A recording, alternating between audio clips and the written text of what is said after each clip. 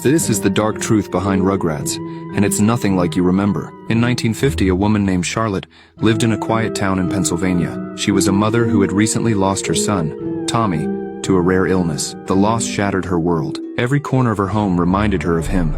His toys, his empty crib, the silence where his laughter once echoed. Unable to cope, Charlotte began imagining that Tommy was still alive. She would set an extra plate for him at dinner and speak to him as though he were beside her. But as her grief deepened, she created imaginary friends for Tommy to play with. There was Chucky, a nervous red-haired boy based on her neighbor's son who died in a car accident. Then came Phil and Lil, twins, inspired by the tragic story of a local woman who had miscarried. Finally, there was Angelica, a reflection of Charlotte's younger, bossy self. Her imagination became her escape. She wrote every detail into a journal, creating adventures for these imaginary children. But Charlotte insisted she could see them, laughing, whispering, sometimes crying. Years later, the journal was discovered at an estate sale by a screenwriter who turned it into the beloved cartoon Rugrats. But the show carried an eerie sadness, a sense of loss hidden beneath the humor. Some believe Charlotte's creations weren't imaginary at all. They say her grief gave life to something more.